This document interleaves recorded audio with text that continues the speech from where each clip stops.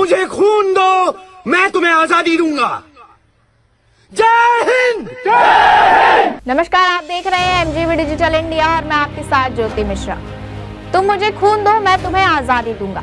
हम बात करने जा रहे हैं एक प्रतिष्ठित नेता और स्वतंत्रता सेनानी सुभाष चंद्र बोस की, जिन्हें नेताजी के नाम से जाना जाता है, जो युवा पीढ़ी के लिए एक प्रेरणादायक व्यक्ति हैं। नेताजी ने 1920 में अध्यक्ष के रूप में भारतीय राष्ट्रीय कांग्रेस की युवा पीढ़ी का नेतृत्व किया। उनके साहस और देशभक्ति ने उन्हें एक राष्ट्रीय नायक बना दिया, जिसकी वजह से उन्हें आज भी भारत के लोगों द्वारा गर्व और गौरव के साथ याद किया जाता है। आइए जानते हैं नेताजी से जुड़ी कुछ खास बातें। सुभाष चंद्र बोस का जन्म 23 जनवरी 1997 को कटक में हुआ था। उनके पिता जानकीनाथ बोस और माता प्रभावती दत्त थी। वे भारत में ब्रिटिश काल के दौरान एक भारतीय क्रांतिकारी सिद्ध हुए थे। भारतीय राष्ट्रीय कांग्रेस ने उनकी आलोचना की। उनकी विचारधारा गांधी की विचारधारा से मेल नहीं खाती थी, लेकिन देर से ही सही उनके बलिदान को स्वीकार किया गया।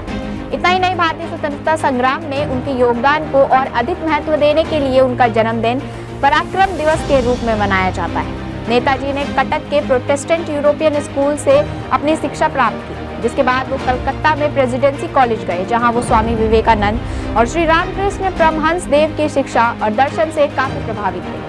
वो विवेकानंद के बारे में पढ़ना बड़े चाव से पसंद करते थे। बता दें, नेताजी पर झूठे आरोप लगाकर उन्हें कॉलेज से निकाल दिया गया था, जिसके बाद वो विद्रोही बन गए।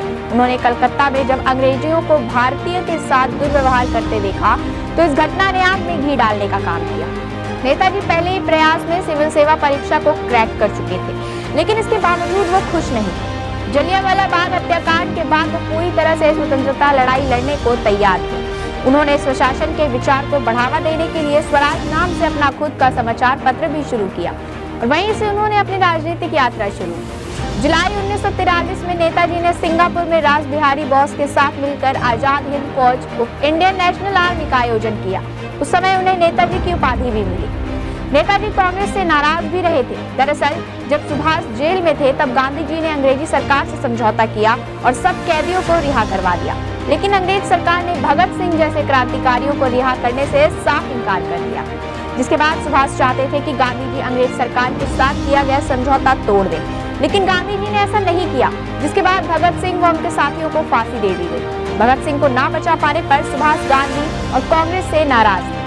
सन 1934 में नेताजी की एमिली शेंकल से मुलाकात हुई, जिसके बाद दोनों में प्रेम विवाह हो गया। इस महिला के बारे में कोई ज्यादा कुछ नहीं जानता था, क्योंकि सुभाष अपनी निजी जिंदगी को निजी रखना पसंद करते थे। इसके बाद 8 अगस्त 1945 को ताइपेई ताइवान में एक विमान दुर्घटना में उनकी मृत्यु हो गई थी, लेकिन लोगों का मानना था कि वह उसके बाद भी कई वर्षों तक जीवित रहे, क्योंकि उनकी मौत के बाद नेताजी का शव आज तक नहीं मिला। इसलिए आज भी उनकी मृत्यु पर विवाद बना हुआ है।